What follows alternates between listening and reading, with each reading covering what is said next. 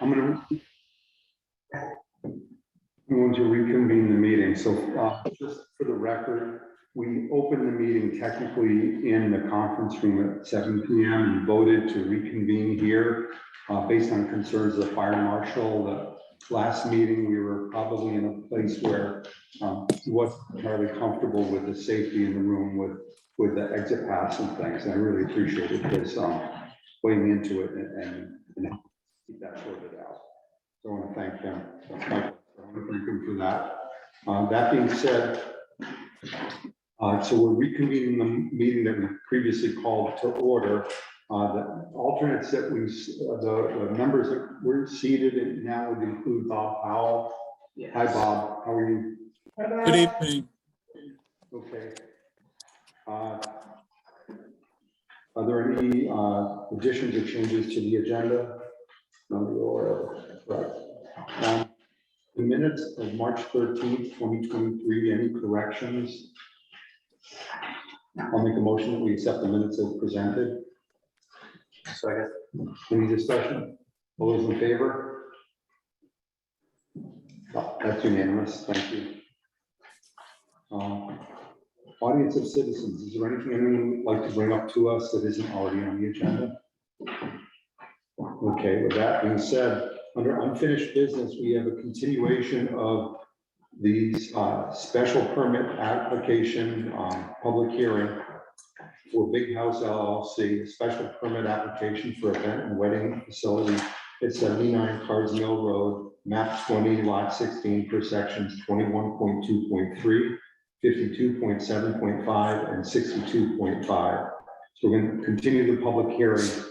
Anything, our town planner, John, anything you need to weigh in on? No, not at this time. I believe, and Josh, we can confirm we had done a recalculation of the timeframes, and I believe this is our last.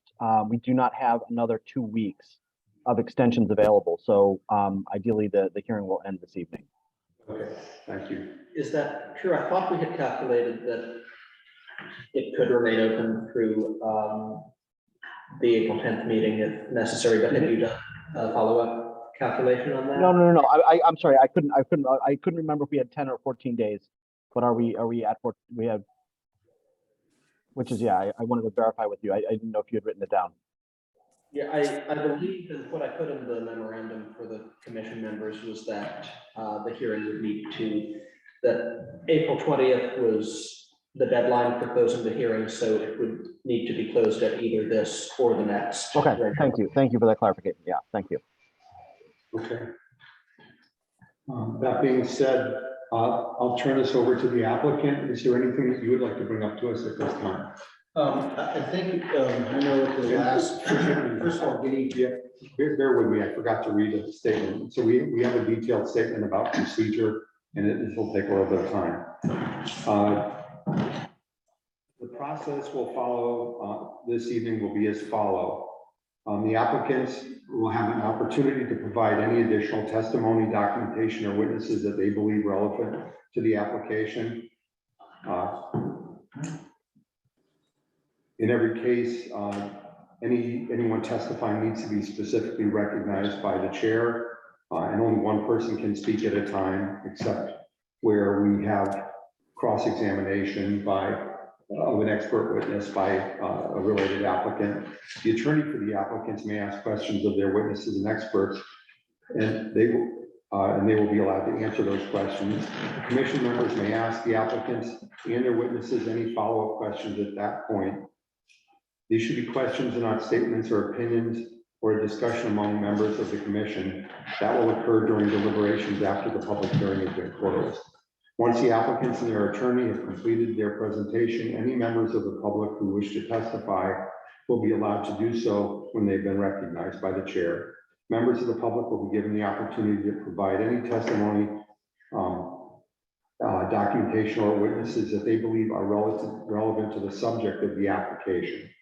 If the members of the public have witnesses or experts that are going to testify, a representative of those members of the public will have the opportunity to ask questions of those witnesses and experts, and they will be allowed to answer those questions. Additional members of the public who wish to speak will be allowed to do so upon being recognized by the chair. Members of the public who are participating via Zoom should ask to be recognized by using the raise hand function on Zoom. While the commission does not routinely impose time limits on public participation, we would ask that statements be succinct and focus on the application at hand. Individuals who have already spoken once may speak again when recognized by the chair, but individuals who have not yet spoken will be given priority. The commission members may ask the members of the public and their witnesses any follow-up questions at this point. Again, these should be questions and not statements or opinions or discussion among the members of the commission. That will occur during deliberations after the public hearing has been closed. If either the applicants or any members of the public have any follow-up questions for any witness or expert who has presented testimony, they may, through the chair, ask the witness or expert to answer those questions. Again, these should be specific questions rather than statements or discussions back and forth. Repetitive and argumentative questions and statements by any person participating in the hearing should be avoided and may be ruled out of order by the chair. Following all of the input from members of the public and witnesses, the applicants will be provided a final opportunity to respond to that testimony. If at this point, the commission believes that it has received all the information that it requires in order to proceed to deliberation, it may vote to close the public hearing. If the applicant or members of the public identify specific reasons why they believe additional time or information is required in order to provide a fair hearing, and therefore the hearing should not be closed, they may, upon being recognized by the chair, request that the hearing be continued to the next regular commission meeting, specify the reasons for such requests, such as specific information that should be considered, subject to the time limits that are in place statutorily about the ability to keep a public hearing open. Again, we thank you for your patience with this process, and we're doing our best to ensure this is a fair, open, and inclusive process. And Mr. Goulart, I'm sorry. Yes, good evening. Commissioner, for the record, Mark Goulart, I represent the applicant. We don't really have much more to present in tonight, but Mr. Goulart has a couple of things to present to the commission. The last public hearing, I believe that Attorney Briggs had somebody available to testify, so obviously we will reserve the right to cross-examine that testimony as well as to presenting rebuttal to any expert opinions that might be able to. But other than that, we're hoping that the public hearing can be concluded this evening. So, Thank you. thank you. All right. All right, good evening. For the record, Greg Lodge from Killingley Engineering Associates. I'm a licensed land surveyor. We are located at 114 Westcott Road in Danielson, Connecticut. I just have two brief items to add. And one of them is just, I wanted to briefly go over the parking one more time. I'm not sure that we touch base on it too much. But our parking is located in a field behind the houses up front that the applicant owns. There was some talk about lights and things like that shining onto neighbors' houses. You know, we do have a driveway that exits all the way to the north, further down on Carsville Road. That's not directly across from any houses where those cars will be exiting. Our parking lot's situated 14 feet lower than the road. So the visibility from the road, you will not see the cars. There was one spot where the grades were even with the parking lot. And we had designed, and they were on the plans always, but I wanted to point it out again since that did come up at the public hearing 2 weeks ago.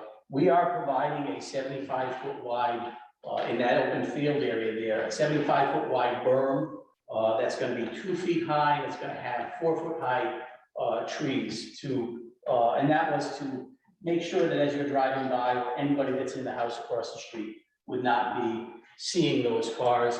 The other things, the cars are positioned in a way that where they're backing in or where they're pulling out, their lights won't be shining directly into that area. They will be shining into the hillside again, which is 14 feet higher. So I just wanted to bring that to everyone's attention. That was one of the items that I wanted to know. The other item that I wanted to know is something that we've been working on with the applicant.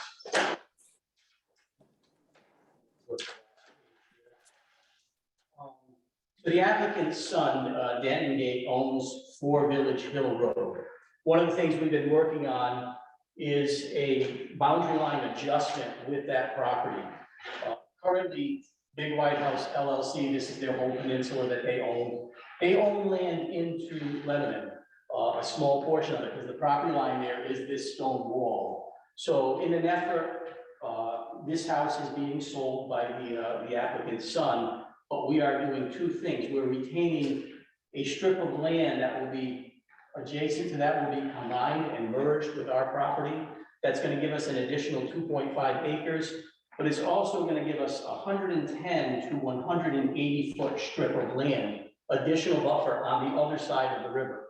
We're also going to be granting an easement because currently the power comes in to the Big White House from the Lebanon side of the road, and there was never any easement granted, so we're just kind of doing some house cleaning on that.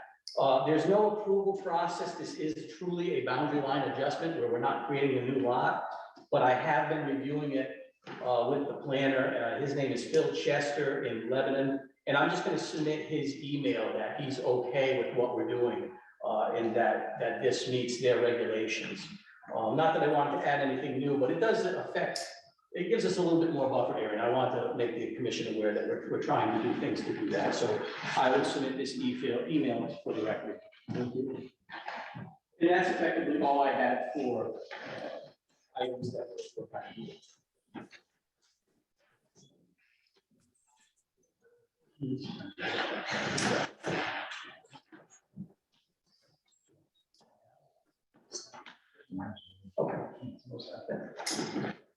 Questions from commissioners?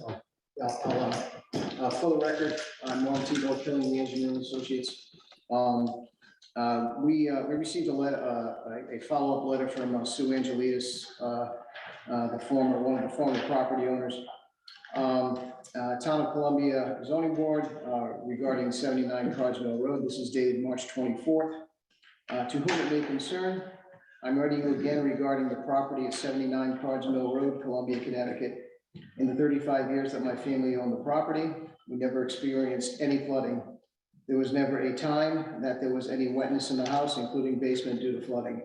Obviously, because we never experienced any flooding or wetness in the house, we never once filed a home insurance claim.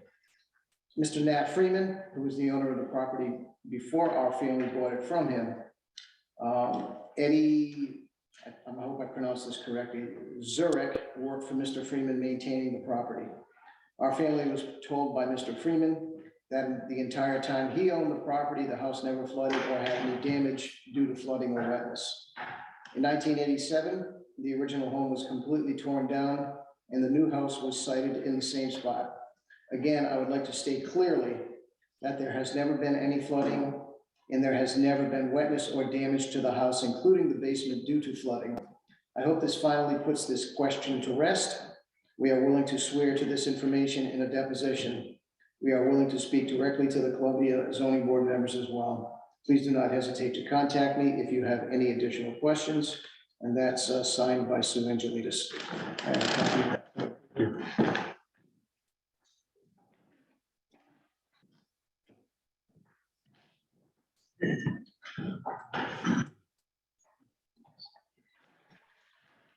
With that, I think that would complete our initial presentation, obviously reserving right to cross-examine and to both have a rebuttal witness and to basically have a brief closing statement. Other than that, I think we're good. So, Thank you. Thank you for Any questions from the commission at this point? Yes. I had a question regarding the lower parking there that you mentioned and the berm. And you said you were going to be planting 4-foot trees.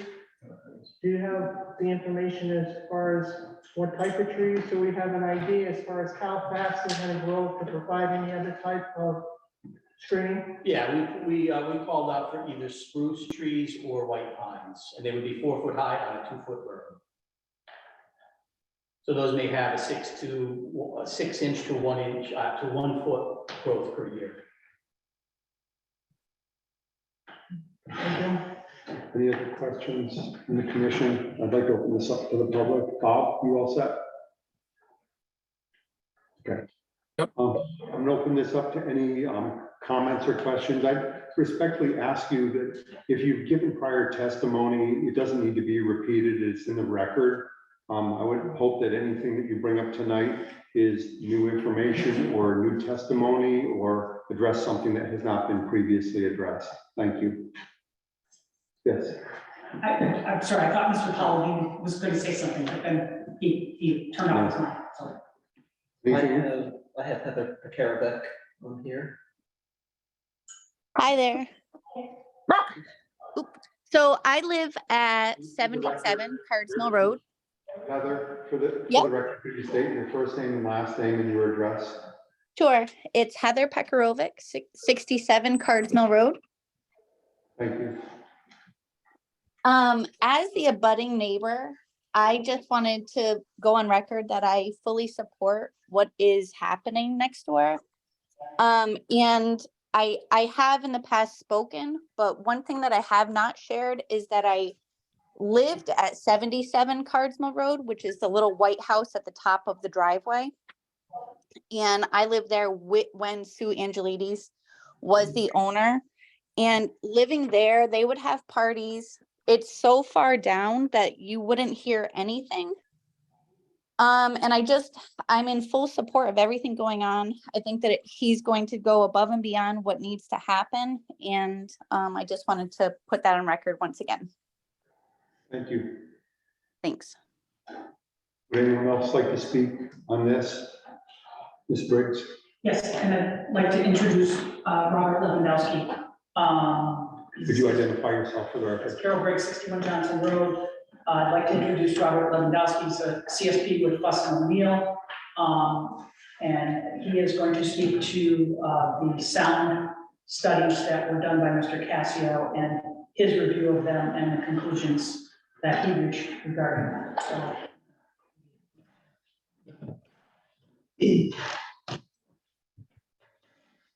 I'm going to just ask you what your review of his, I guess, 2 reports found. Good evening, Robert Lewandowski, President with Fussin O'Neill Manufacturing Solutions, located at 146 Hartford Road in Manchester, Connecticut. And I have submitted 2 letters of review from Dr. Cassio's reports. And instead of reading reports and a whole lot of information, as I mentioned in my last submission, I'm going to summarize that into 2 key findings so we can keep it very focused. Excuse me, maybe you could just put your credentials. Oh, I apologize, thank you, yes. So as Carol mentioned, I am a board certified safety professional. I am a board certified industrial hygienist. I am not a registered professional engineer. And in my role at Fussin O'Neill, I actually support a broad range of clients in this very subject, trying to help different types of organizations obtain special use permit or special permits for changing the venues that they have. Mr. Currier talked about venues down on the shoreline, and there's been a lot of change with wineries looking to also expand their services to include wedding venues. So we help with that as well.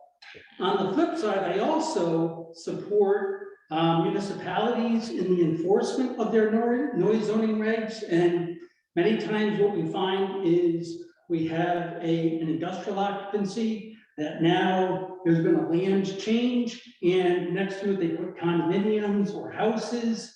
And now we have a conflict of noisy equipment that's been outside forever. And now people can't sleep at night because of that noise. So we go in and on behalf of the municipality, and we help assess the noise exposure and support resolution of that from an enforcement perspective. So I act on sort of both sides of the fence with the zoning regs. With Dr. Cassio's reports, at the last meeting, I actually have some confusion. The first report that Dr. Cassio submitted back in 2022, September 7/2022.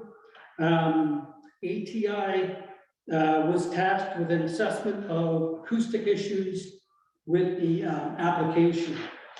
And as mentioned in the report, an acoustical analysis of the airborne noise leaving the site on Cardinal Road and reaching the adjacent residential properties has been studied. Property line airborne noise exposures expected to be produced by the amplified music from future wedding events has been estimated in order to identify any potential airborne noise issues. And there's a fair amount of data that's provided by that report. Just for the record, are you testifying about what they submitted at their prior application or earlier on in this application? I believe, I don't know when the September 27 was that. September would have been after the prior application. Okay. He attached it to his October letter. So it's really, I don't know if it's for the original or the subsequent. For this It's for this. Okay, it's for this one. I Okay. apologize. The opening paragraph infers that the analysis was performed and that noise issues were identified and fully addressed. And then after my first letter, ATI submitted a following clarification relating to the purpose of the report. And according to the follow-up response, the report was to assess acoustic issues and recommend mitigation to meet the noise requirements in order to aid in the preliminary design of a wedding venue. So that's not the same from what I anticipated by reading the report. The report said that it provides an acoustic assessment to address noise issues versus for the design. So I'm a little confused with what the real intent of the report was for. When I read the report, it's offering suggestions for the design. But I haven't seen a design, so it's sort of open-ended. In the response letter submitted that was read by representatives of Killingly Engineering Associates, Dr. Cassio responded to my original letter relating to the time of year the original sound level information was collected. And in that response, Dr. Cassio states that it is not necessary to measure all year long to develop a design. In documentation provided by Dr. Cassio, not only on September 27, but also in the follow-up report on February 27, 2023, Dr. Cassio highlights and actually brings to the attention the influence that the 10-mile river or noise generated by the 10-mile river has influenced those noise readings. Specifically, that the noise generated by the river raises the background sound level.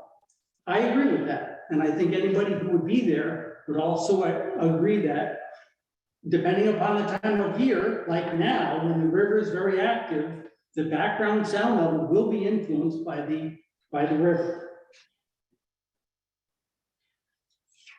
What happens in the summertime when the river's not flowing and the river's much drier?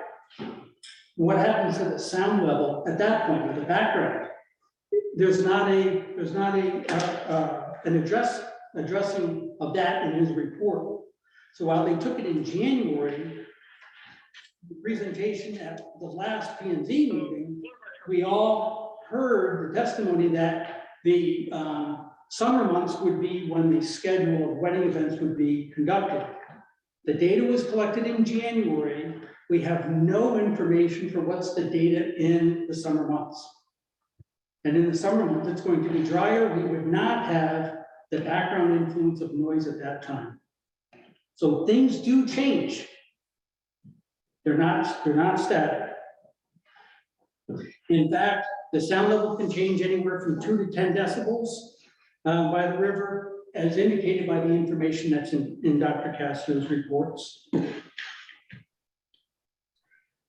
So what I think you should have received would have been a report representative for the time period at which the weddings were going to be conducted. First statement. For the past 2 meetings, I've listened to presentations and discussions about referencing industry standards And what are the standards related to how we're going to collect this data and how we're going to use it? There is a standard in the state of Connecticut. It's actually promulgated into the statute. And it says that background noise should be collected at 1 foot beyond the emitter's property line. There are a series of data points which were collected by Dr. Cassio back in January. 3 are collected along the roadway for Cardsville Road, specifically 82, 80, and 79. And I would think that those are probably that's probably accurate data for the background sound level. All of the other 11 or so samples that were collected are at points that are not at the property line, and I'm not even sure the basis for those the data collected for those points, okay?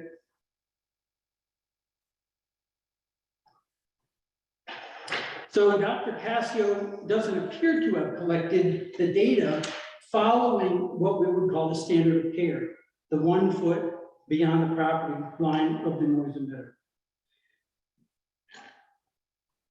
Dr. Cassio's report does not provide any specificity to the sound level data, such as the time of day and the duration of sound sampling. Following the standard of care, noise sample reports should really indicate the duration of sampling, as this helps drive statistically reliable data. If you collect sound level for half an hour, that sound data is only good for half an hour. Normally, you would collect sound data for that background sound data for a much longer period. And I'm not convinced that Dr. Cassio's data is reliable to the point to act as the background sound data, and he should be collecting it during the summer months. I do agree with the approach used by ATI. I think this last event where they tried to emulate music from the gazebo, I think that's a reasonable approach, as long as they would have collected data, sound level data at the property boundary. That's where it should have been taken. And according to the February 27th correspondence from Dr. Cassio, I actually can't tell where he took the data. First, it was 10 yards from the gazebo towards the river. Then it was 36 yards across the river. So it's not clear where that data was collected. In both cases, Dr. Cassio makes strong mention of the excess noise that was created by the river, that it influences the background noise.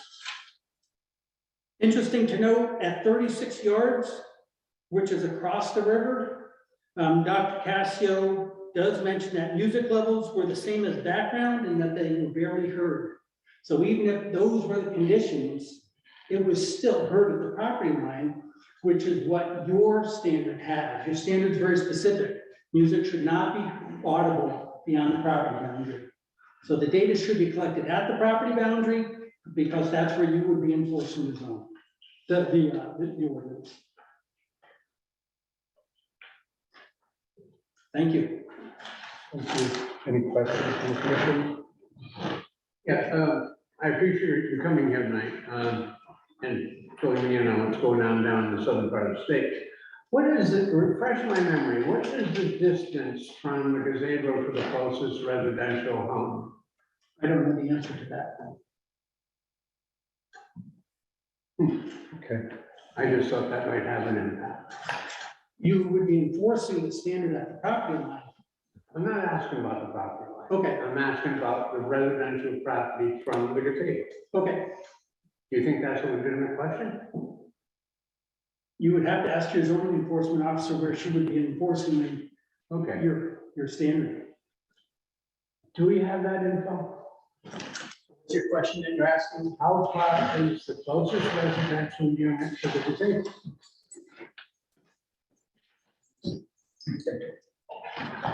So the closest residential unit would be at 42 Village Road, which is here. There's a barn structure that's closest. Let me get this down here. actual building which shows on the photograph to the gazebo is over here, is going to be, see if I can read that, looks like almost 1,000 feet away. So The building. from here to. 1,000 feet's a long way.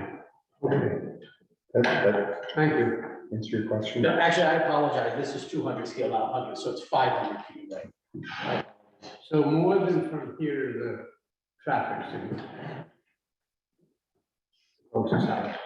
It would be impacted by sound. Right? I don't know how far that is to the traffic. I don't know what that is. 500 feet. Okay. Football field and a half, almost. Okay, thank you. Question, so if there's some dispute, so I read the report, and the report, it says it previously submitted 10 of the 14 noise measurements in 2022 were not collected at the property boundary to the applicant. So I guess maybe this is a question for the applicant as well. There seems to be some confusion. We're counting 10 of the 14, so there's 4 that are not referenced. So can you clarify where the sound was measured, and was it measured at any of the property boundaries?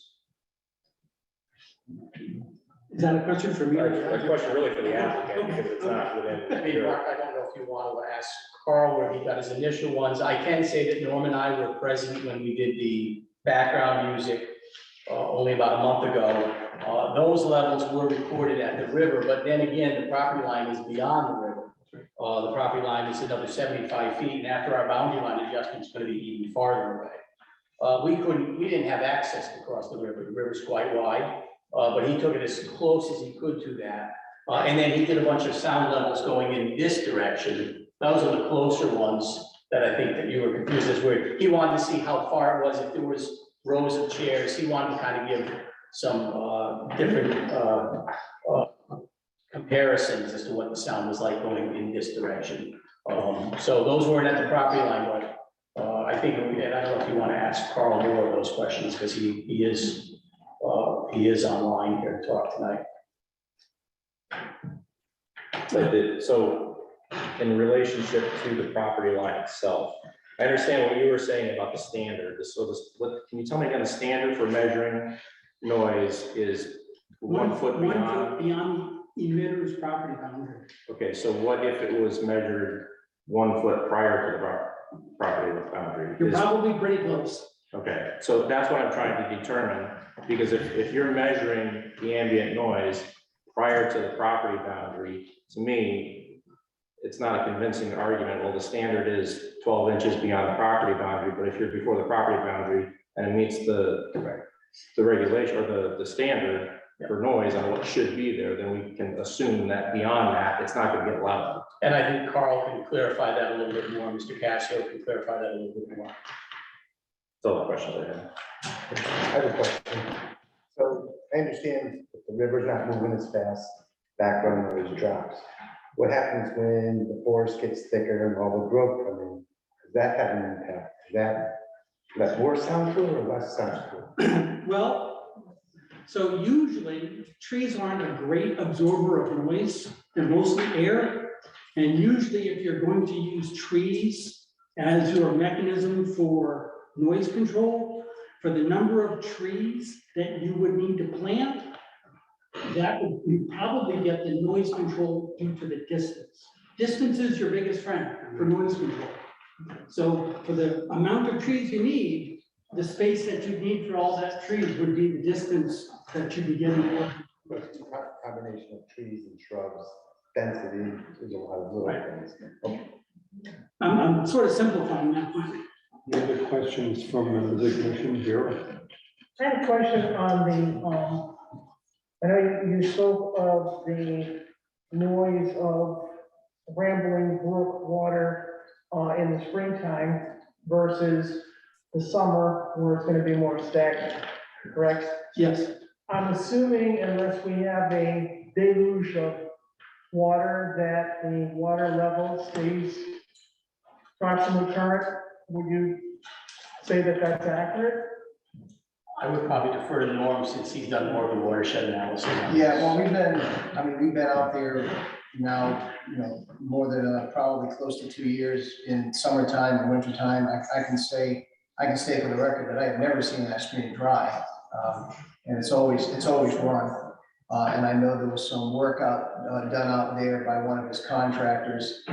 I believe it was July or August last year. And they were actually complaining to me that there were some areas that they weren't able to that the water was higher than they wished it would, because Mr. Gates wanted to have some work done in some areas of the yard where the stream varies, because the terrain's very flat and there's not much of a lip on the stream in those areas. And they were going to do some work there, and they say, well, the water's running a little bit too high, for them to do the work, so they had to back off. So, based upon being on the site, I can, say very definitively that I'm sure that there are times when the flow is lower. I can't say that's not true, but in no time that we've ever been out there has there been an instance where the 10 Mile River was completely not running at all. And can you, being a sound expert, speak to the idea or the science of water being a natural carrier of sound? I would use the term reflector. So, but I don't know that you have that here. Usually I'd be looking more at a larger, like a lake or something that's larger, where that noise would be carried across the surface of the lake to receptors farther down. I don't know that would be an issue with the 10 Mile River that you have based on the works. Thank you. Other questions from the commission? Just one more procedural question. So an applicant comes in front of us and they come in front of us at a random time during the year. We have a statutory requirement to move through the process in a certain time period. And as you're saying here, you think that it's not, that there should be a better representation perhaps of measurements throughout the year, but there are limitations and we have to be reasonable with an applicant. What would your recommendation be then in the case where these applicants come in at a certain time of the year, applications come in at a certain time of the year, and we don't have until July or August to require them to have testing? What's the recommendation there? I wish I had a good answer for you, actually. I don't know that I do. I think you have an obligation to meet what you're supposed to meet. And I don't know if you have the ability to defer. This is I think this is a change in what you're looking for the property use. And I think the testimony at the last meeting said that, hey, we're looking at this for the summer months. And you should have data for the summer months. Thank you. Rick, I have a question. Rick, And Bob? Rick, I have a question. Yes, Mr. Bob Powell. Go ahead, Bob.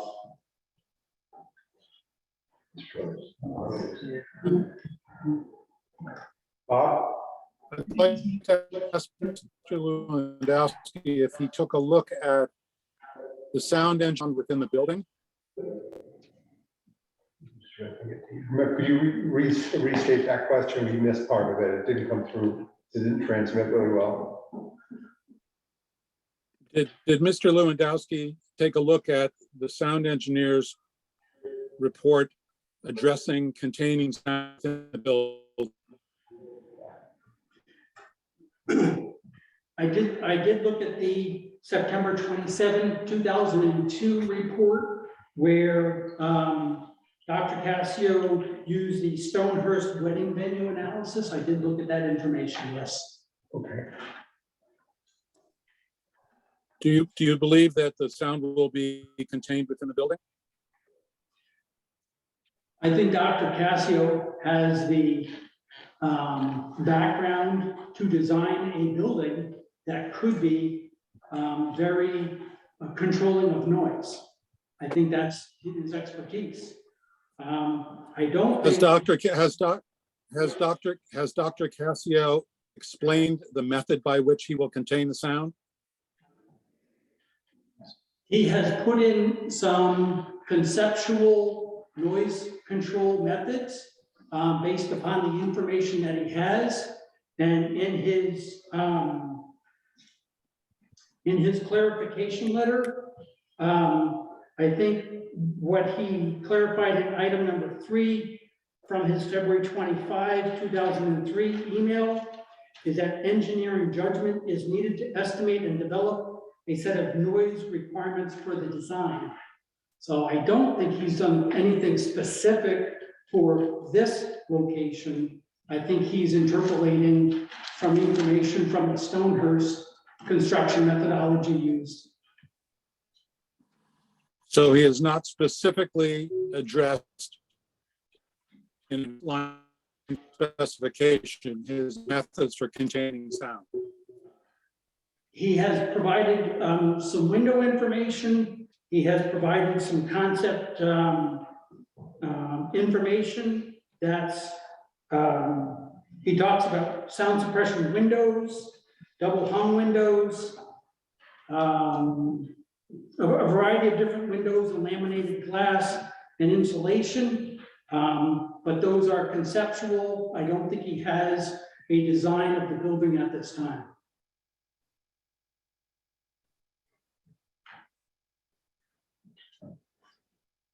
Thank you. Any other questions from the commission? One real quick one, for Bob's question, is that in the scope of what you looked at to formulate your opinion in your report? No, because that building is not whatever building would be built here. Okay, all right, thank you. Yes. Anything else from the commission? Let me open this up to questions or comments from the public, please. Anything from the public? Does Mr. Brigard want to ask questions of?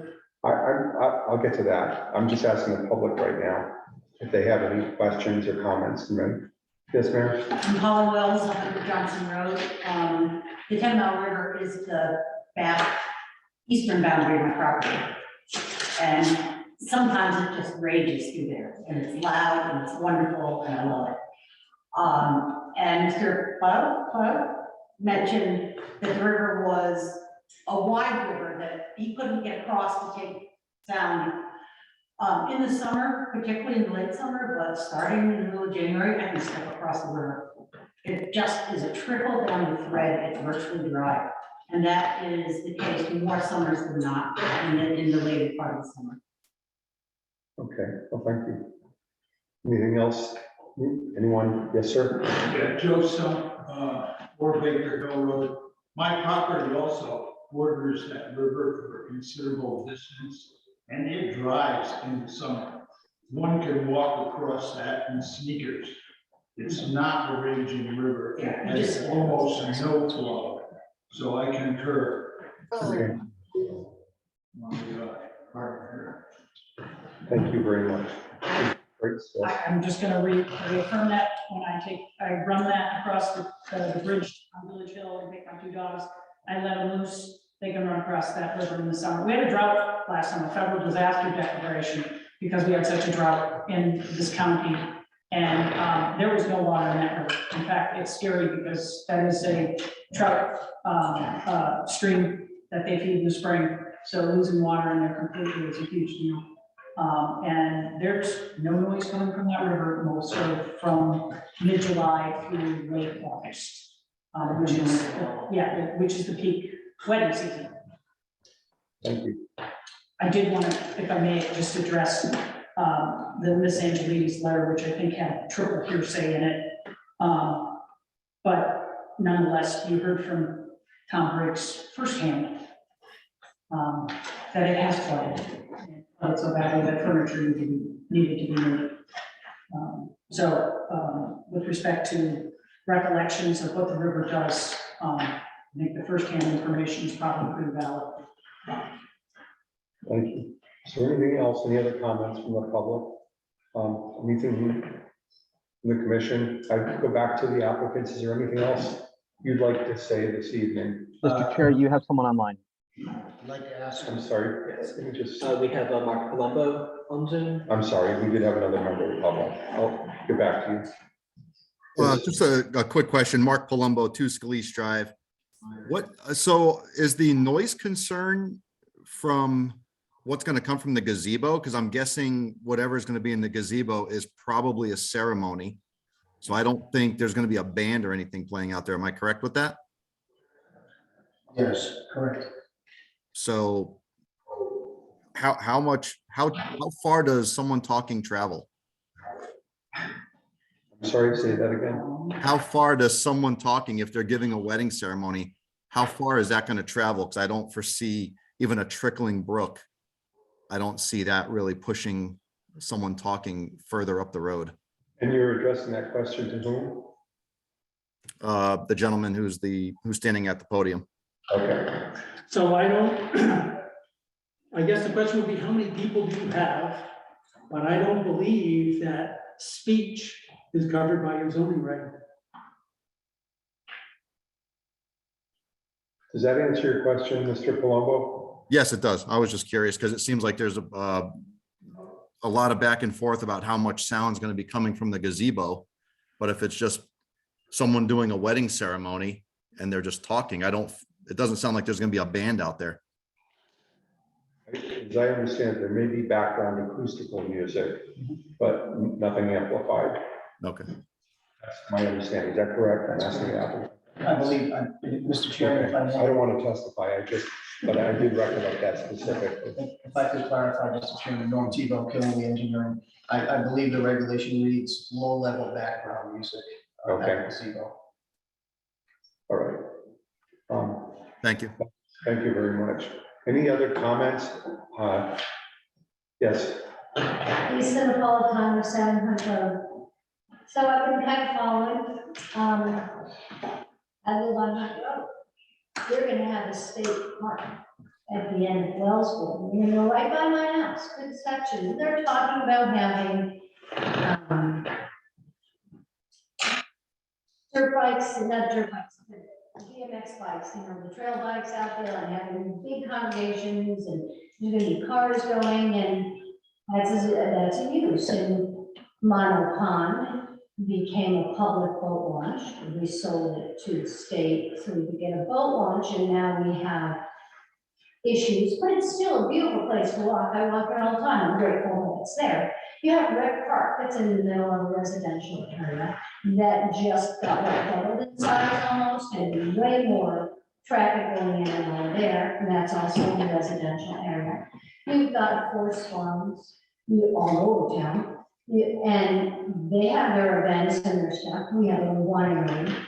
I don't see this venue as being much different than any of those. And it's really hard to keep an agricultural business there. We could have a lot worse things going to that place. We could have multifamily housing, we could have 10 houses, we could have any number of things go, a horse farm that has events and shows, and you have a chicken farm, you have, and none of those would have any questions.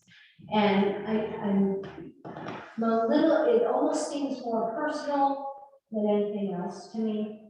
And nobody likes change, but change happens. And the town, this is a nice thing for a town. I attended a wedding up in Granville, Massachusetts, my niece, that took a half hour from the major road to get to. We are twisting and turning forever. We got there, it was a beautiful old barn, there was no insulation, you could see through the walls. The cracks in the walls, the ceremony was outside. Afterwards, we went in, this was my 30-something-year-old niece with her boyfriend who races cars. And I gotta tell you, there was maybe 100 people, 120 people, and afterwards we left early, and party was still going on. There was the DJ inside the barn, and we left. There were people outside of the fire. There were people there. We were 100, 150 feet away, and we couldn't hear anything. And so I was so impressed with the whole atmosphere of that event, and I think this kind of an event facility in this town would be a wonderful addition. Thank you. Other questions or comments? Yes, Ms. Briggs? Yes, if I may. I didn't realize, I'm sorry, I thought you were referring only to sound questions. I didn't realize. I didn't ask you to identify yourself the first time you talked. Be good for the record. I think it is. Did you? Yeah, okay, I'm sorry, I apologize. Thank you. Robert, 61 Johnson Road. With regard to the lighting that was mentioned, the pictures from Heather Connor's second story window aren't going to be protected by a 4-foot tree. She's well over it. You can see the pictures that she submitted shows that the cars from that parking area that were designated will, in fact, when they turn their lights on at 11 o'clock at night and they pull that car in or out, those lights are all going to go in her bedroom. New property boundary. That is totally irrelevant to this application. You have a project with a legal description with meets and bounds, and the project's contained within that. So any presentation that, oh, we're going to move the boundary is completely irrelevant and shouldn't at all be considered by this commission. I don't even know why it would even be mentioned. Flooding. I submitted an email last week because once again, if we march through the processions of iterations of this project, if you first recall, this project had no wetlands and no flood zone. By the second application, well, it might have a little bit of wetlands but no real flood zone. And even though I had pointed out that the New London map shows the flood elevation level at the point of that peninsula at 285. Now, Mr. Tebow, who is the engineer who stamped his report as being qualified and providing his report later on about flood elevation studies, should have known that FEMA requires you to use the most recent data. So the first application, which you denied in part because of the flood elevation issue, has only gotten increasingly worse. And while they give you nice reports that have a stamp on the front, ultimately the numbers in it are not valid. He didn't use the schedule that the Army Corps or SCS supplied. He made up his own numbers. Are you talking about this application or the prior? Yeah, this application. That's why I sent you the email. You're accusing him of submitting fraudulent data? No, not fraudulent. I just You saying. made up numbers, though, is what you said. Is that? That's right. I showed you that. The schedules from the Army Corps To the packet. say to use 48 for the permeability for the wood, brush good B. He used 42, thereby using a more permeable number. It gives it a lower runoff. He did that with the woods and the grass at good B. Both of the charts say use 58 for the permeability factor. He used 42 again. Third one, woods, good B. Chart says use 55. He used 40. That is a huge change in the calculations of the runoff for this property. Remember, they've only got a 6-inch elevation to the building. And that flood line is right up to the building already. If you run the numbers, and you notice, this was in the package. We got this to you as soon as we could get it to you. They didn't respond to this. They didn't correct their report. Now, he said at least 3 times at the last public hearing, he was being conservative by using the confluence of the Willamette River. What he didn't tell you was, oh, by the way, I changed the numbers on the charts that I actually used to do the calculations. So you guys have gotten these expert reports that time and again, we have pointed out to you errors that they've made in their calculations. And I'm going to contrast that. Those are all expert quote unquote opinions, because they're not apparently mathematical calculations because they changed the input. Contrast Mr. Lamonti. Yep, he gave you an expert opinion. He crunched the numbers on the past history, and he says at that point, I have to use my expert opinion, but I'm telling you I'm using my expert opinion. And this is what I project will happen. Well, that's no different than what they did. Only guess what? Mr. Lamonti was transparent in what he told you he was doing. These guys, they changed their story repeatedly. Track this property and what they said. And who's finding this? Lay people. I'm not an engineer, but even I can look at a chart and tell you, they got you bad data. And as I said, they didn't rerun those numbers for you, because I'm guessing that building is now underwater in the flood zone. it's within the flood zone, the entire peninsula. And we've been saying that all along. There's a year-round spring on that property. It's got lots of wetlands. So that's a real concern, that you're not getting the information. I actually have requested, would you guys consider having an engineer look at the data? I realize now you're running out of time. But honestly, you should have your own information and not be relying on what they're telling you because they're not accurate. With regard to the plan of conservation and development and that so-called memo from Mike Murphy, talk about cherry picking. Yes, we want commercial development.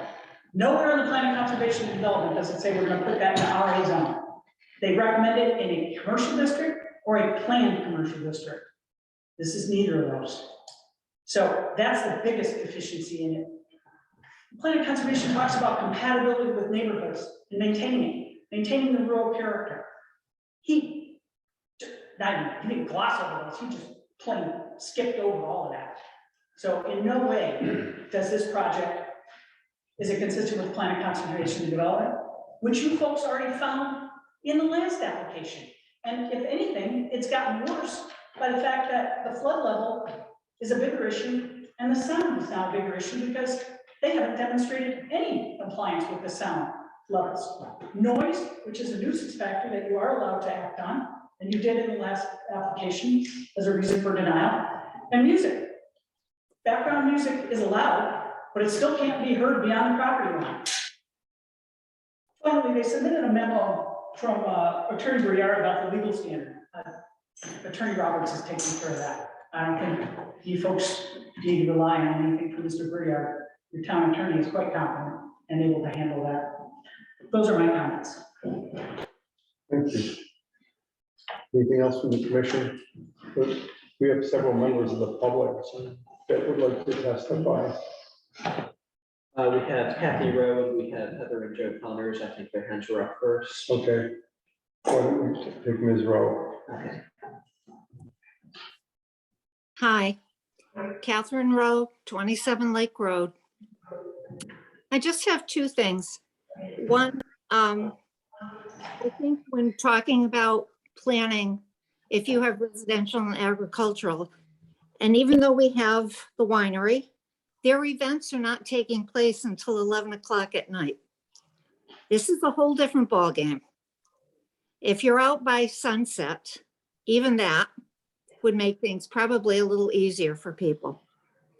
The second thing is, if this went through and there were problems and complaints, who is going to follow up? We don't have a full-time zoning enforcing person. Who then would be doing that?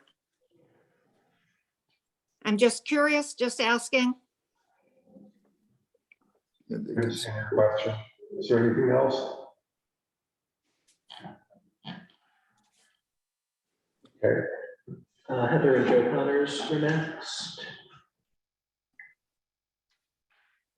Heather Connors, 82 Cardsmill Road. I apologize, I'm sick, which is why I'm not there in person, so hopefully you could hear me.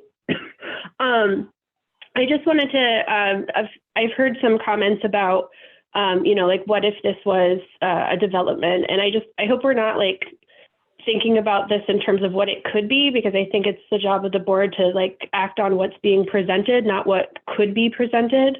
And honestly, even if it was developed and put into like multi-lots, a lot of my concerns wouldn't be the same because I don't have a large number of cars coming and leaving at the same time, which is a big concern, especially at night. And I know that the applicant is saying that it's unlikely that a large number of cars will be exiting at the same time because they'll be leaving staggered. I have no data. I don't know what data they're using to back that up, but any wedding I've ever been to, I've stayed until it was over. So, I don't know. I still feel strongly that there is a good chance that a large number of cars will be leaving late at night, which is a big concern, given the narrowness of the roads and the lack of streetlights and the accidents that occur during the day. And again, as someone else already mentioned, if it is approved and there are issues,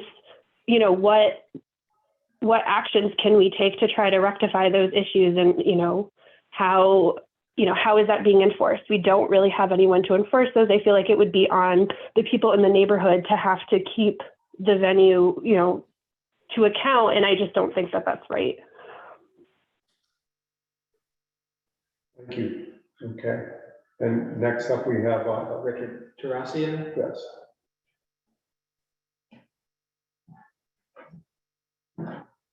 Mr. Tarasio? Did you have a question or a comment? Let me move on to the next one then. Okay, we have Michael McGaldy.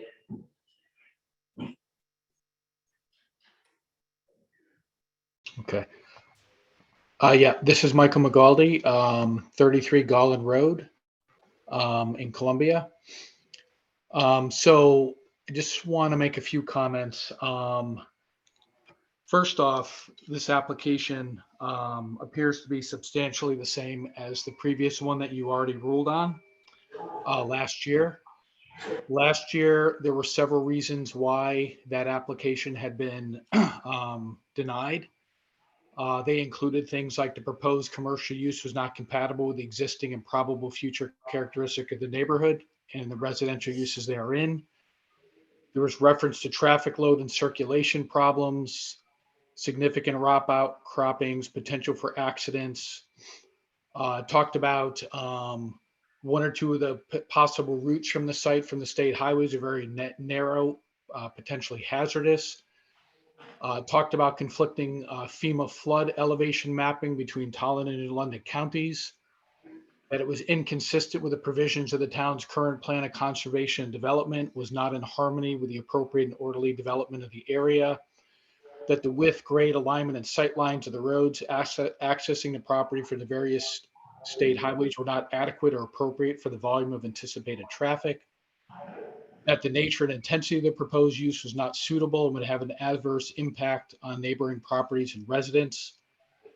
Again, the comments were made about the background noise and the insufficient information from the traffic study to conclude safe travel to the facility. So when we look at this application, this new application, it doesn't address those issues. From a traffic perspective, we're talking about moving some boulders and a telephone pole.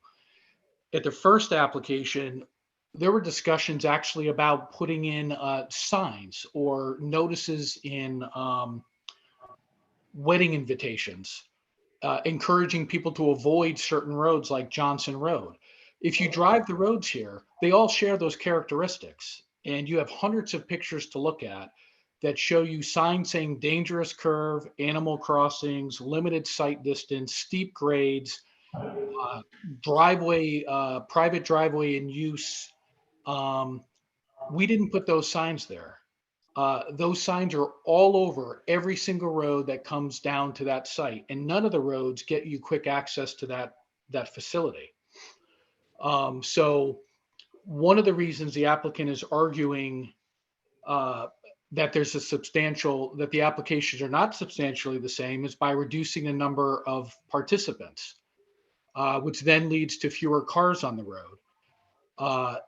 Based on an estimate of their math, so you would have maybe 10 less cars an event. And they're saying that in essence, that would be significant. Well, you're putting 70 to 80 cars on the road per event. So that's 7 to 8 times more significant. We've heard that the roads are considered gentle and rolling. Anybody who drives them, looks at them, sees them, knows it's anything but gentle and rolling. I mean, that's factual. So the quality of the roads is something that cannot be changed. They are what they are, but yet there's really no substantial discussion about that. And we've talked about, you're putting people on the roads who don't know the roads, you're putting people on who might be impaired from substances from the facility. They don't know the road, they're from out of area. And then we're going to put in there at night with poor lighting, which increases the risk of accidents and harm. Connecticut general statute should be driving this, the law that is identified. So are those standards met? Is it helping with improving traffic, helping traffic congestion? It is not. Is it helping with promoting safety and health and safety of residents? It is not. Is it impacting property values? It will impact property values, particularly ones near the site. We talked about the noise, about the music coming out. People are going to be wandering all over that property. I believe there's even a fire pit on the plans. So people are going to be out talking in the parking lot. They're going to be starting their cars up. They're going to be walking all over. They're not going to be staying inside that site, which is part of why they purchased that piece of property, for people to enjoy the beauty of that area. So would really just encourage that you revisit the reasons that the previous application was denied. I would certainly hope that you would look at the feedback that Attorney Roberts provided regarding the application and the standard that it needs to meet in terms of being, is it substantially the same? It certainly appears that way. And the comments about this, we keep hearing, well, you could have a development there. Well, if we're going to get into hypotheticals, then I would argue that there's a hypothetical that this will be more than 15 events per year. So would that change things? If we start looking at even more traffic and more noise, more congestion, more people at risk. And the last thing I would ask is that people consider, so we all chose to live in the part of Columbia that we identified, that we selected. Would you want something like this just showing up in your backyard? Knowing that this is your primary investment, you made an informed decision, you factored in where it was located, and then suddenly a commercial enterprise ends up in the part of town that you chose. If I wanted to live near a commercial enterprise, I could go to Manchester, I could go to Newington, I could go to West Hartford. I chose Columbia, we chose Columbia. And I just hope that you will consider that, look at the statutes, look at the reasons you denied the last application, and please look at all that when making your decision regarding this one. Thank you. Thank you. Connor still had a hand up, but they've already testified. Is there something new that they want to add? Heather doesn't know how to put her hand down. Okay. Richard Terraccio says his mic is not working, but he did contribute a chat. Is this part of the record? Sure, why don't you just read what it Okay. says? Richard Terraccio says in the chat, I don't know what happened to my mic. I wanted to say that I am for this venue. One, because I do not think it hurts our community based on amounts of days in use. Two, I want to keep the look and feel of our community, keeping it rural and not having more houses being built that abut my property. That is from Richard Terraccio of 2 Baker Hill Road. Okay. Is there anything else from the public? I'd like to give the applicant final opportunity to address whatever they would like to and move us forward. Thank you. Mr. Chairman, I do have a few questions of Mr. Lewandowski. Okay. I don't know if you want to. So safety, I guess. Excuse me. So can you tell me a little bit about your educational background? I have a bachelor's degree in occupational safety. I have a master's degree in occupational safety and health. Board certified in industrial hygiene, and board certified in. Could you direct your answers to us? Oh, I apologize. Yes. Yes. Say that again. No, that's good. Okay.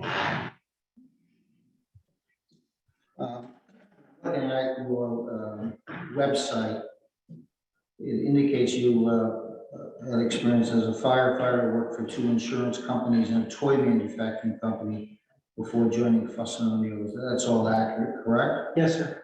And it also says you lead the development of the firm's safety and health compliance services. Is that correct? Yes, sir. You facilitate improved equipment and workplace conditions? Yes. So is it true that you primarily work in manufacturing? Yes. Have you ever assessed a wedding or event facility previous? Yes. Okay, when did you do that?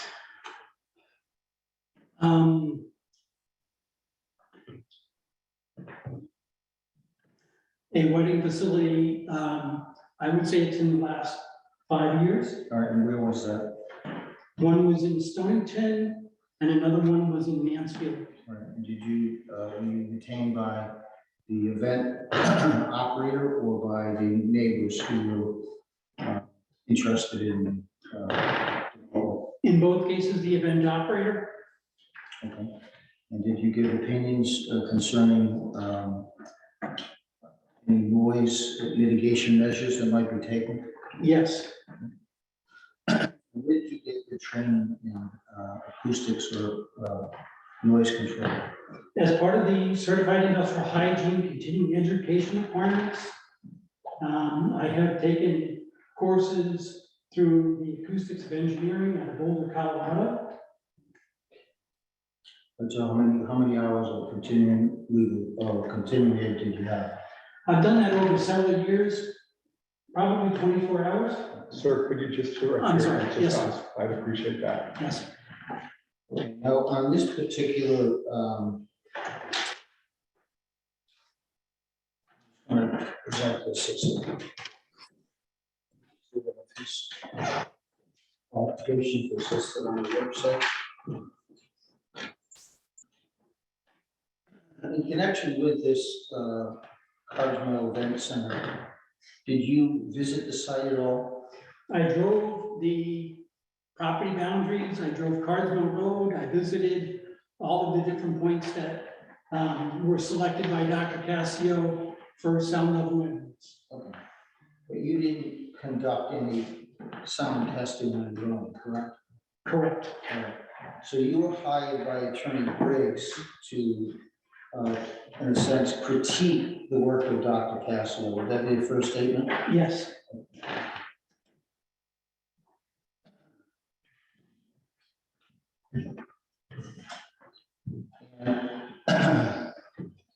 Do you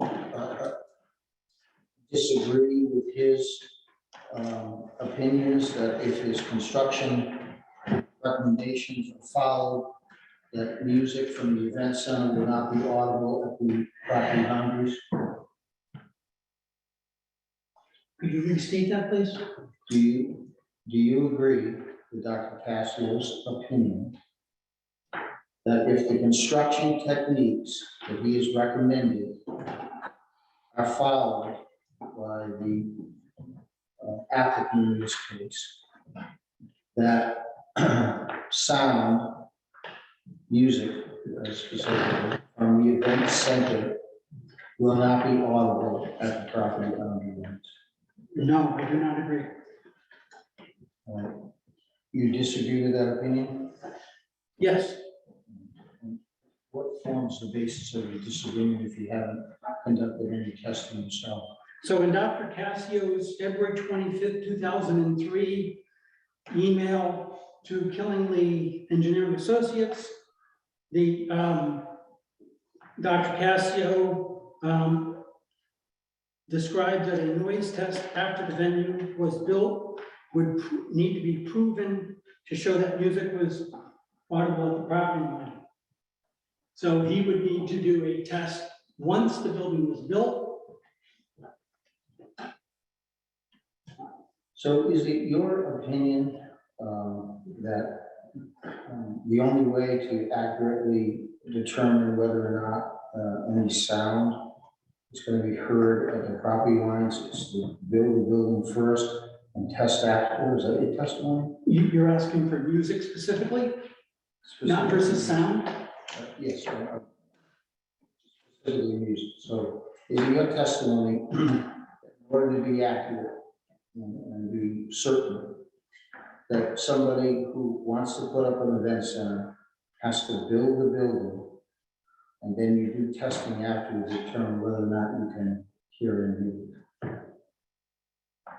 I'm sure Dr. Cassio could design a concrete building that, with abutting structures and barriers that he would, in his opinion, could possibly meet that standard. But I don't think he's collected enough data that would be applicable to what the background noise is.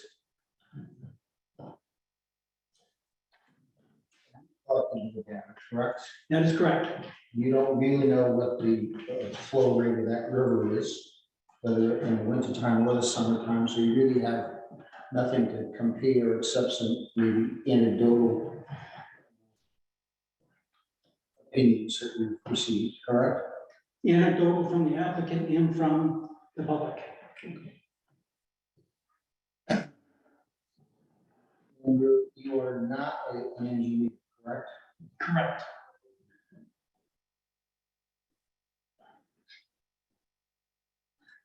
And is it also your opinion? I believe you said it's a general standard that in order to do an accurate sound testing, you have to do it for a 1-year period? No, that would be a misunderstanding or misinterpretation of my original letter. So it's your testimony that you wouldn't have to do testing throughout the year?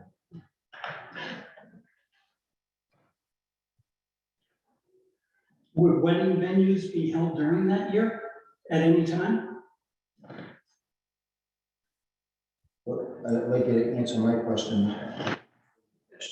Could you repeat the question, then, please?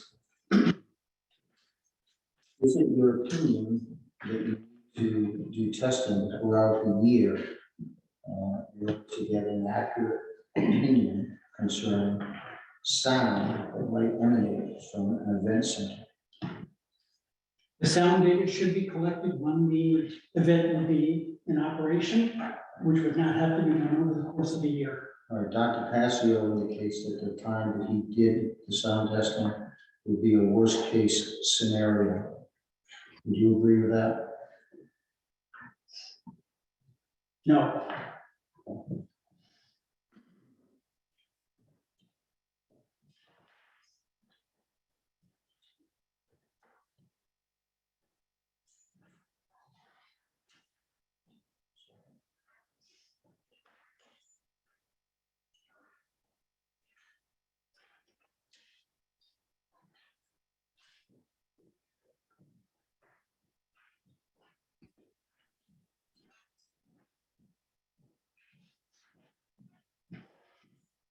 And a couple times in your testimony, you've replied, you indicated that there's a general standard. What standard are you talking about? The state of Connecticut?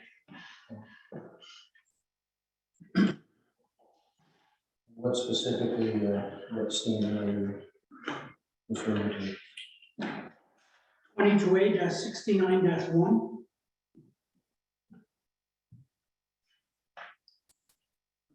And that would be 1 through 7.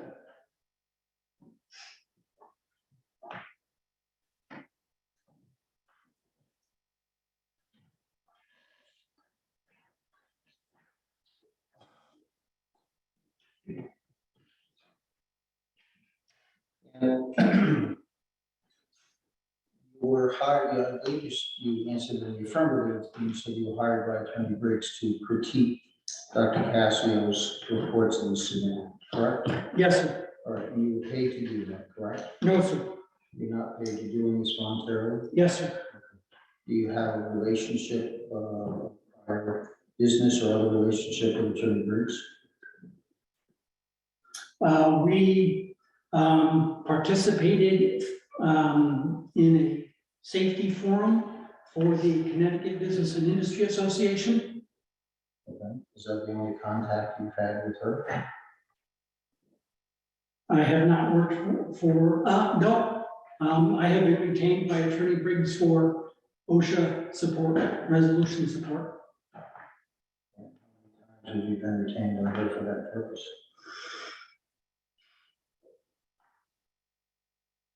I can remember one.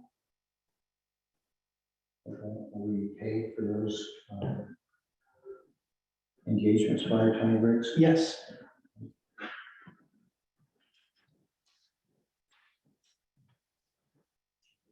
Are you familiar with Dr. Cassio?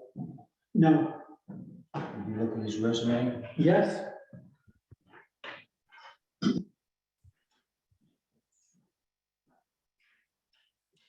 Agree that he has both extensive education and experience in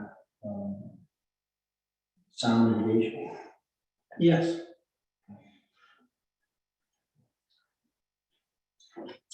All right, thank you. Appreciate you answering my questions.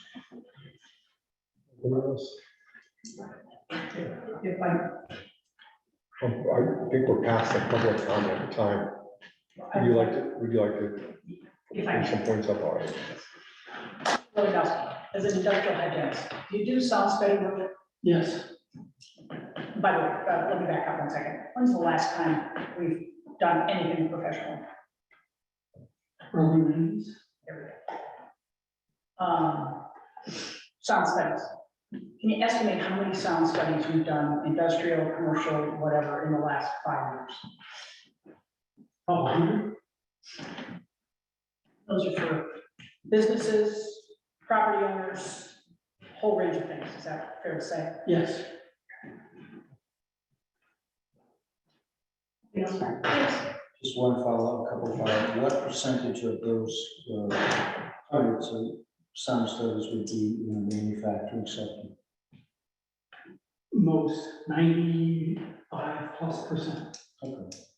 So as I look at your resume, and look at your firm's resume, essentially you go into manufacturing facilities in order to try to make those facilities safer for the workers in those facilities, whether it's due to noise from machinery or that sort of thing. Am I correct that that's primarily what your focus is at Fuss O'Neill? Primarily, yes.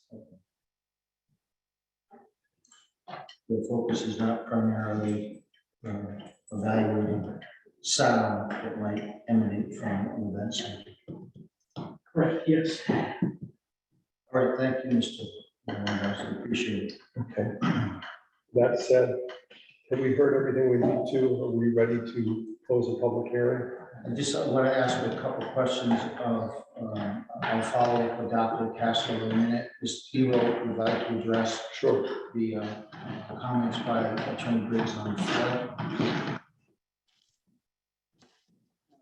Thank you for the record. Once again, Norm Tebow, Kennedy Engineering Associates. I want to try to give at least the Cliff Note version of the numbers, the curve numbers that Ms. Briggs was referring to when doing the watershed analysis. When using TR 55 or TR 20, which is kind of an industry standard for evaluating drainage, curve numbers are assigned to different soil types and different surface treatments. For instance, a gravelly subsoil such as a Hinkley soil with a good grass cover on it is going to have obviously much less runoff than you would off of pavement. So these numbers run anywhere from the mid 30s to up to 98 for a rooftop or pavement or so forth. So for this particular exercise, for my presentation to this commission, what I did was I did not do an entire watershed analysis. What I did was take FEMA's watershed analysis, which was 17 square miles that generated 3,000 cubic feet per second at the convergence with the Willimantic River. That information was there. What I was tasked to do was to analyze that flow through this site, through the stream. So I took cross sections of the stream at different points and basically generated basically sort of manipulated the curve numbers in a way to generate that 3,000 CFS. If you're doing an entire watershed analysis, there's a lot more complexity than what I did here. FEMA has already done that, so I used their data. It's in the report, it's part of the record. And if I was doing an entire watershed analysis, I probably wouldn't use this program. I would use something called a HEPRAS. And what that does is you are able to analyze different micro hydrographs throughout it. And what they do is they account for storage of stormwater in wetlands, storage in lakes, depressions in the terrain that are able to take water. And basically that's what FEMA did in order to generate their number of 3,000 CFS. If I take the 17 acres and just plug in the standard curve numbers, I generate, without doing this whole big red heck RAS program, and I just use the program I use, you get crazy numbers, like 7,000 CFS, 8,000 CFS. We know that that's not happening here. So what I'm able to do is take FEMA's numbers, published numbers, 17 square miles, 3,000 CFS, alter the curve numbers in a way that I can generate that runoff, that 3,000 cubic feet per second, that published number. That's what I did. That's the only reason why these curve numbers have been changed in my report, so that I could generate this 3,000 CFS. That's a published number. I took that number, analyzed the stream bed and 5 different the cross sections of the stream and the property in 5 different places. And that's how I came up with my numbers. So I'm certainly not trying to pull the wool over anyone's eyes. I'm using published data in order and analyzing the stream channel and the cross section of the channel using published data that's out there. It's available for me to use. On another note, your regulations actually allow construction within the floodplain.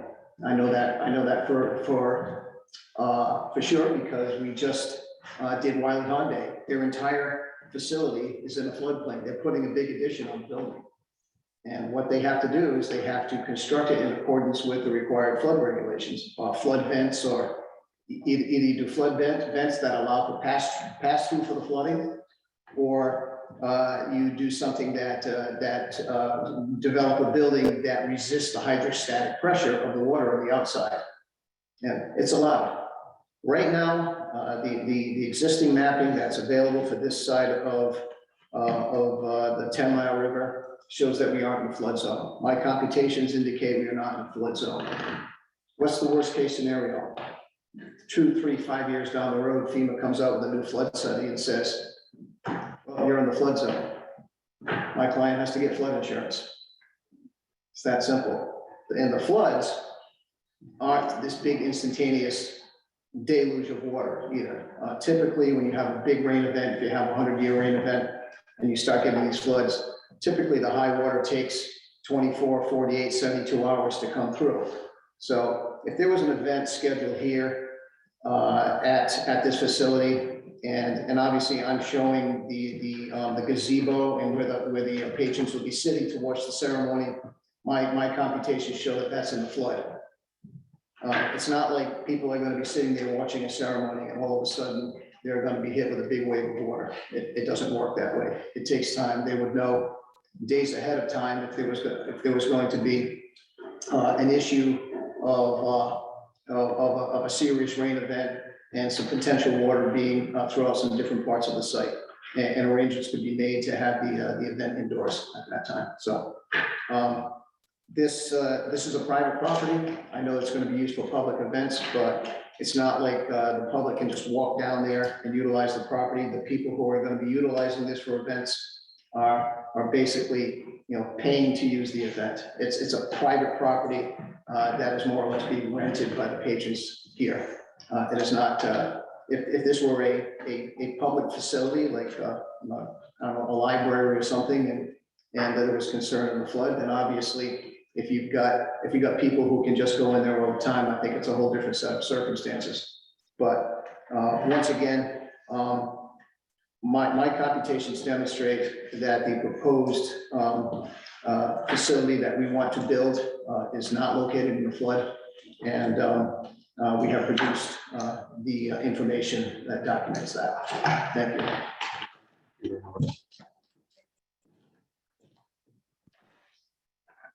else? I'm sorry, public comment is done. Am I not allowed to cross-examine the expert? I think that would be appropriate. Thank you. Sure.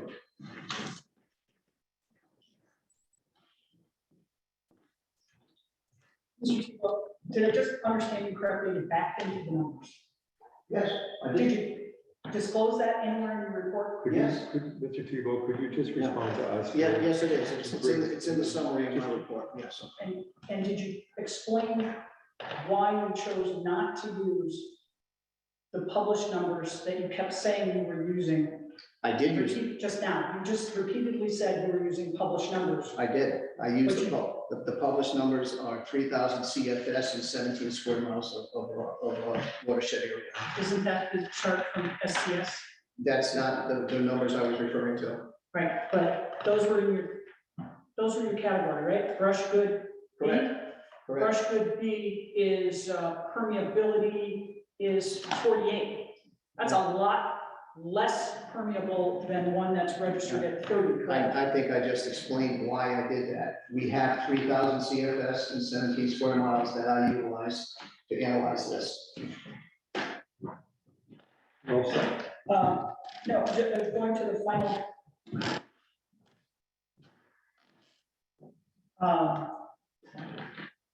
With respect to this not being built on a flood zone and that it's a private property. I'm sorry, Ms. Briggs, it doesn't work. I was this trying to way. ask him a question. He Then sat down. ask the question, then ask the question. I had to preface it so he knew what I was talking about. You didn't take into account environmental considerations of why we don't build in flood zones.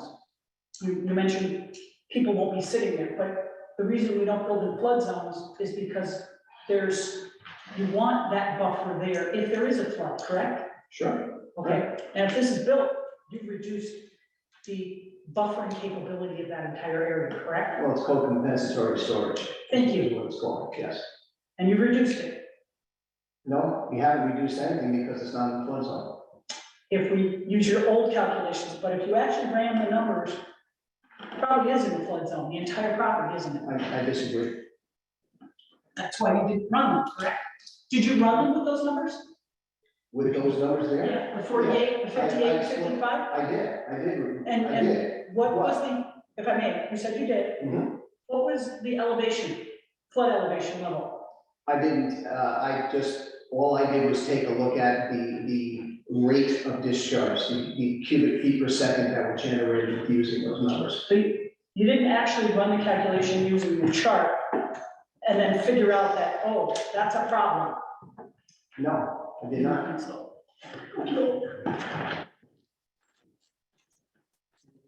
Yes, I just have a few questions for Dr. Cascio. I promise to move this along. Okay, thank you.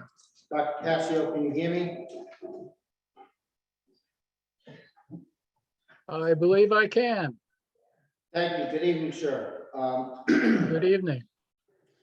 So I'm going to go through a series of questions, but fairly quickly so that we can hopefully conclude this public hearing in a reasonable time fashion. But there are a couple follow-up questions that I have and perhaps others have. We have entered in evidence a copy of your resume. And so I'm not going to go through that whole thing, but I would ask to just you briefly describe your educational background. I have a physics degree from Rensselaer, master's degree from the University of Rhode Island in ocean engineering, and a PhD in acoustics from Catholic University. Okay, so you have a doctorate in acoustics. That's correct. Okay. You also have listed in this 4-page resume the various companies that you've worked for, which include defense-related companies such as EB, where you worked on noise control with submarines, but that's fairly critical, correct? I've been working in noise control, starting with EB in the 60s for 55 years now. Some defense contractors and more recently, more commercial companies and individuals. All right. And then since 1999, you've been a principal at your present company, in which you've worked for a number of various individuals and companies. Is that correct? That is correct. All right. And in fact, have you been employed previously to assist in providing or mitigation of airborne noises in other wedding venues? In the last couple of years, I've worked for 4 different clients, 2 neighbors opposing wedding venues and 2 applicants trying to develop wedding venues, including the current one. All right, now you have given certain opinions with regard to the proposal by the applicant here, Big House LLC. And are those opinions that are contained in which is before the commission based upon generally accepted scientific methods and techniques in the field of acoustics and noise mitigation? They are. And is it your opinion that if the wedding venue is designed and built with the sound transmission materials that would be in the roofs, the walls, the windows, and the doors, that those measures will ensure that the airborne noises produced by music and people inside the building shall not be audible at the nearby property lines? Is that your opinion, sir? Yes, it is my opinion. All right. And you also render an opinion that music at the ceremony at the gazebo shall not be audible at the nearby property lines? I don't know that we've analyzed that issue, particularly because of the high noise levels from the river. Okay. We would have to do a little bit more work to come up with that conclusion. What we did find out was that the noise levels made by the music were in the very low 40s. Okay, and that's not very loud, but it is possible in a very quiet environment that you might hear them across the river, depending on what the background noise levels were across the river. And could you give us an example of how loud a sound would be in the 40 decibel level? Well, typically background noise levels are in the high 30s to low 40s in most residential neighborhoods. If one were to go into houses and look at background noise levels, there weren't too many appliances operating, you might see airborne noise levels in the low to mid 30s, which is what we're designing the building to produce at the property line. All right, and you have reviewed the report of Fuss and O'Neill, and you submitted your comments with regard to that study. Is that correct? Could you repeat that? I missed the first few words. Yes, you took a look at the Fuss and O'Neill report done by Mr. Levinkowski. Yes, I did, and I had two major comments. Okay, so why don't you give us those comments? The first with respect to background noise in the wintertime. I've made maybe 80 background noise measurements over the last 5 to 10 years, and I've yet to find a place that has lower background noise levels in the summertime than in the wintertime. And primarily because there's so much more activity from people, from insects, from birds, from things going on during the summer months. The wintertime is relatively quiet. And if you look at the measurements I made, the levels were averaging somewhere in the mid 30s, which you won't see in the summertime. The second comment I have is with respect to the idea of measuring background noise. I think there's a little bit of confusion going on. The reference in the noise ordinance that says you measure 1 foot within the property line is in with respect to trying to determine whether some person or business is making too much noise. If you look in the state ordinance, you will find that there's a separate statement about background noise. And background noise is that noise that comes from far away. It's from things that you can't see or feel. And it's far enough away that it doesn't really matter where you are, whether you're in the front yard or the backyard or the side yard. You're trying to measure something that only happens 10% of the time. So all of the transient noise is removed. And the measurements that I make in the summertime or the wintertime basically exclude most noise, but pick up what the state calls background noise, the L90 number. And that's what I use to determine how quiet things should be if you're designing for a property line.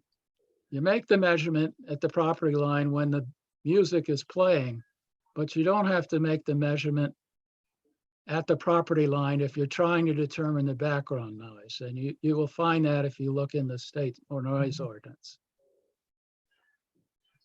Thank you, Dr. Cassius.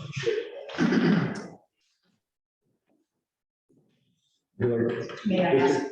Dr. Cascio, we have a member of the public that would like to ask questions. Go ahead.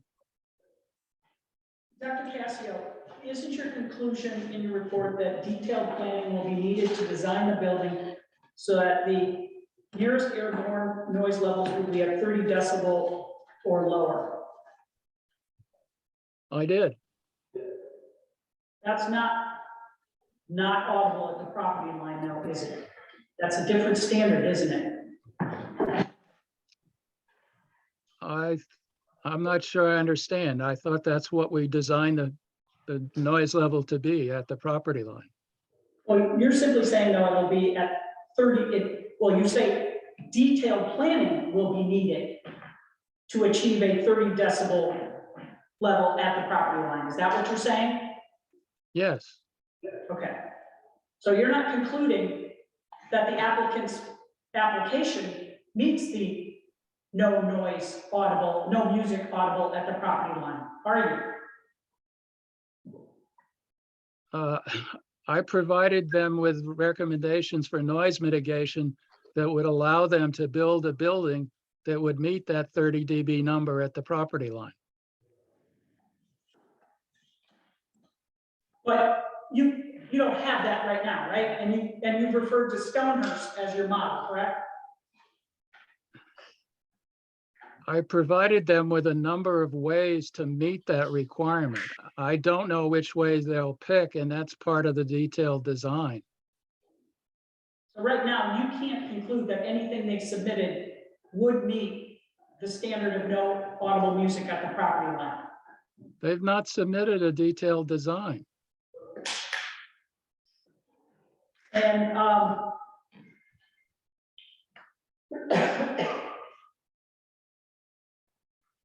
is it possible the music could be heard without the additional noise of the river from the gazebo or even from the building?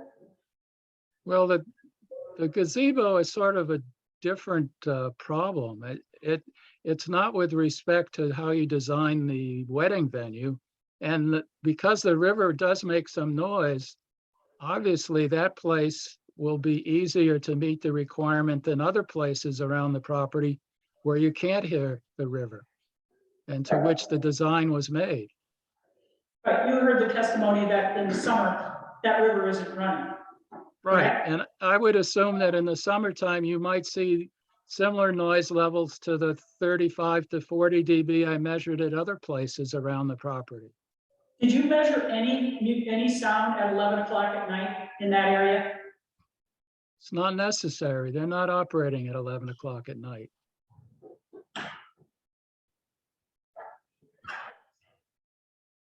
Yes, they are, Dr. Cassia. No, not from what I've been told. They can operate till 11 o'clock at night, and which means they'll have cars leaving, catering trucks leaving, buses leaving at 11 o'clock at night. Limit this to asking questions and not testifying. I'm sorry, I had to please. give you some examples. Okay, I understand, but we're trying to move this along. Yes, that would be noise at 11 o'clock at night, You right? made your point. Both points have been made. Please move on. I didn't hear his answer. I'm sorry. His answer Well, was. didn't understand the operating I at think 11. the answer to the question is the design says 30 dB at the property line for the building. Okay, it does not address buses, people outside. Okay, and that I guess is a different issue. Thank you.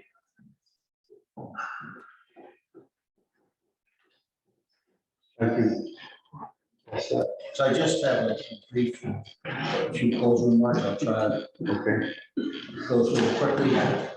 There are more pages than I know you want here, so I'm gonna skip some. But first of all, I'd like on behalf of the Planning Commission and you, Mr. Chairman, I think despite the differences of opinion, you have conducted these proceedings with decorum and civility, and I think that's sorely missing in many of our institutions today, so I think you're all to be congratulated for that. First of all, I did submit a memo, and I'm not going to repeat all that, but I would think there's a number of differences between the applications. And just briefly, the number of guests are reduced, only one event per week. There's smaller parking area, there's a smaller septic system, a significant decrease in the weekly events, and the number of attendees will reduce the number of traffic trips and the amount of traffic generated. There's been expert testimony by a reputable traffic engineer demonstrated that the level of service to these roads remains at the same level as it is now. Improvements to the road will benefit everybody, rock and coal removal.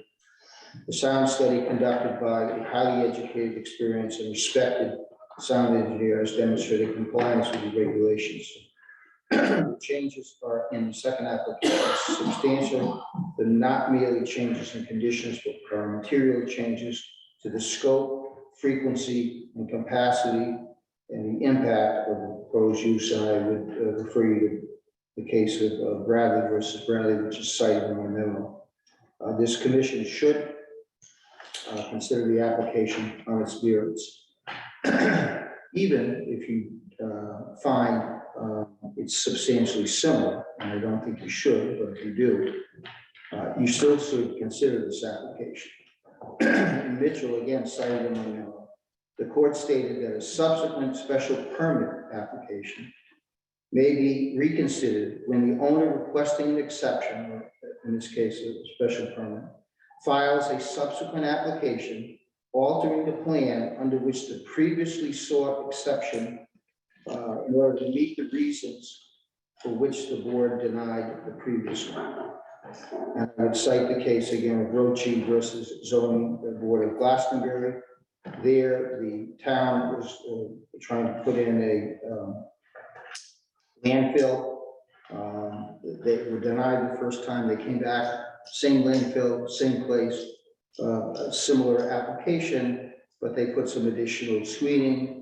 They put some additional road improvements and changed slightly the access. The court found in that situation that the commission had the ability and power to act on that because the applicant had addressed.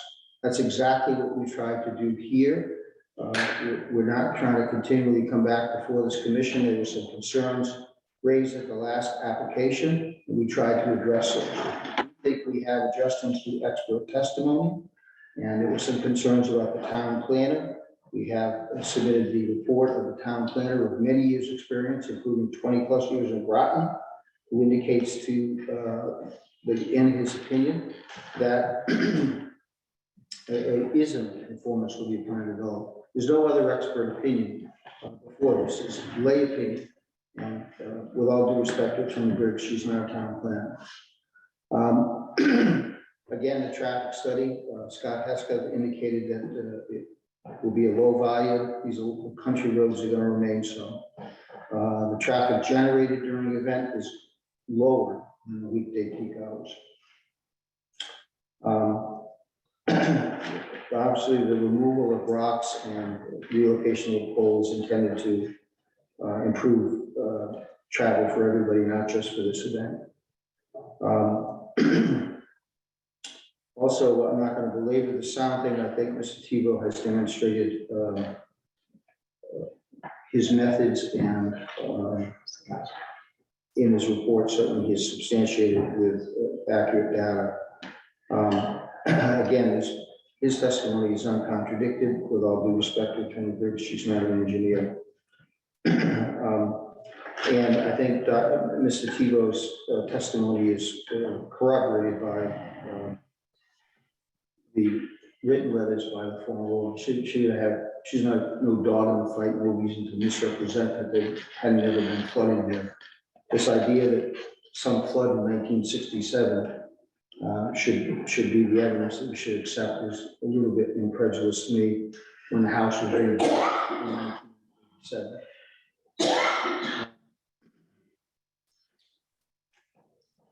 Mr. Lamont, I'm not going to belabor him. I think his testimony speaks for itself, and quite frankly, he's entitled to his opinion, but experts need to have some objectivity and some basis for giving an opinion, not just my opinion is my opinion. So I don't think he had any basis for that opinion.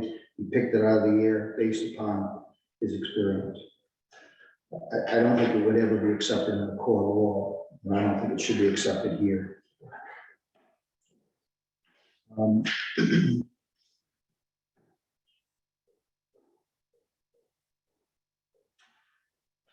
So I'm going to try to cut this short. I appreciate your patience throughout this. It's been a long hearing for everybody. Appreciate your consideration. I think this application, I'm not going to go through it all. You're all familiar with the requirements. From my viewpoint, I think we've met the requirements, and I think this, there's been a fair amount of opposition to it. I think it's mostly generated by the fear of the unknown. We all fear the unknown. We don't know what's going to happen tomorrow to any one of us. But I think what we have tried to address through our presentation and through expert testimony is that fear is not realistic. Okay, this is not a large commercial enterprise, as Mr. Ramonti indicated. It's a limited in scope, in duration, in time, approximately 75 hours during the course of the year. That's not going to disrupt this neighborhood. It's not going to change the character of Columbia, and it is going to be something I think that will benefit the town of Long Island. So again, thank you very much for your consideration. Commission members, I'm going to make a suggestion, but I want to hear what all of you have to say. I think we're ready to close the public hearing, and I just defer to our next meeting to have a discussion and deliberation on this. I'll consult with our town planner, John Guskowski, and ask him to prepare pertinent points on both sides of this, and also address the question that's been raised about how different this application is from the prior application, and come up with objective points about that. If you have any information, I'd like to ask you, please do not discuss this application with anybody in any way whatsoever. Let's keep all of our discussion centered in our deliberation within the next meeting. If we choose to close, I would suggest that we need to close the public hearing tonight. I think we're at that point. Would everyone agree? So I'll make a motion that we close the public hearing. Any discussion on that? All those in favor? Aye. Bob, that's unanimous. Thank you. So I want to thank everybody. I want to thank the public. And I want to quote our town planner, who so eloquently spoke to us several sessions ago about the fact that proof that our system works is the amount of public participation that we have had in this. There's been no lack of knowledge on any side about the process or the relevant information. And I appreciate all of the information that was brought forward to us, and we will comb through it, and we will be very thorough in what we consider and how we consider it, and pay respect to every piece of testimony. I would like to state, though, that I'm very cautious about some of the characterizations of what was said in our prior public hearing, and we'll talk about that in more detail in our deliberation. So that being said, I want to thank everybody. Go from there. Thank you. Thank you.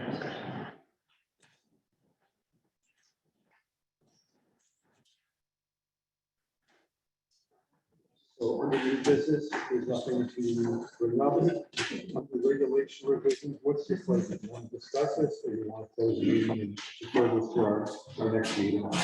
Yeah, I think this can wait. And particularly, I think at some point I just wanted to raise the issue of can you not hear me very well? John, just let's wait a moment while people exit. So it's kind of. Okay.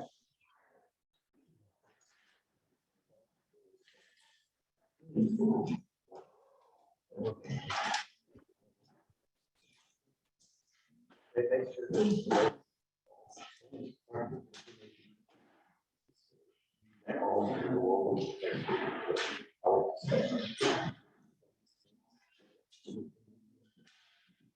one last. Yeah.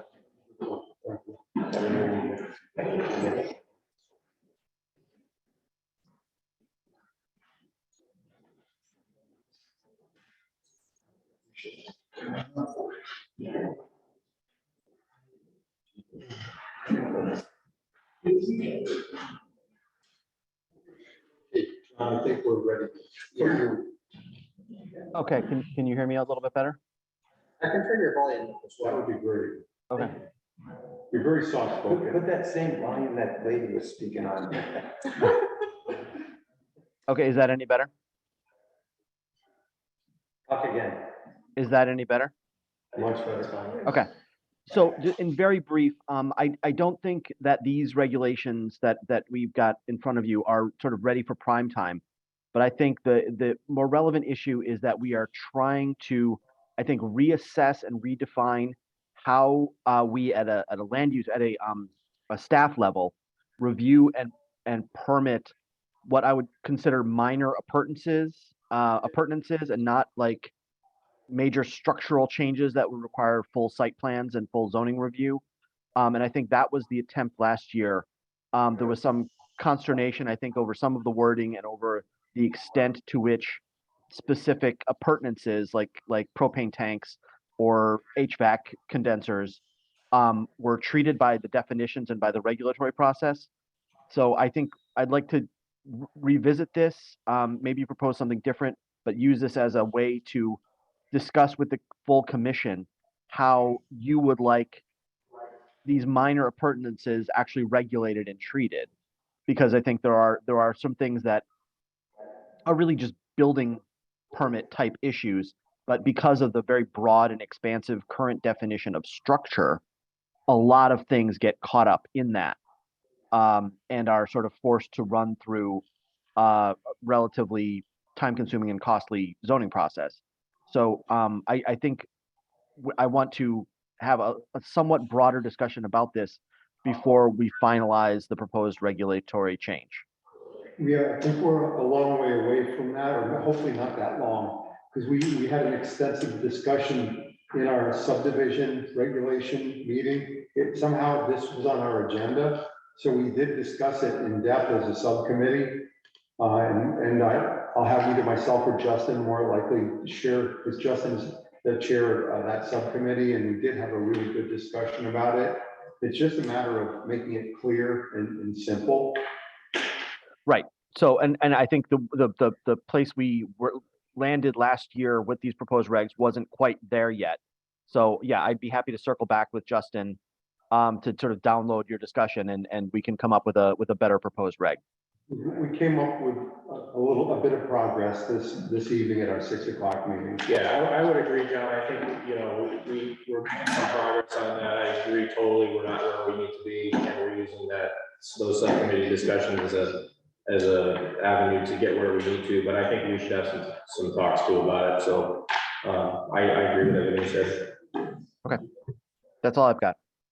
Okay, thank you.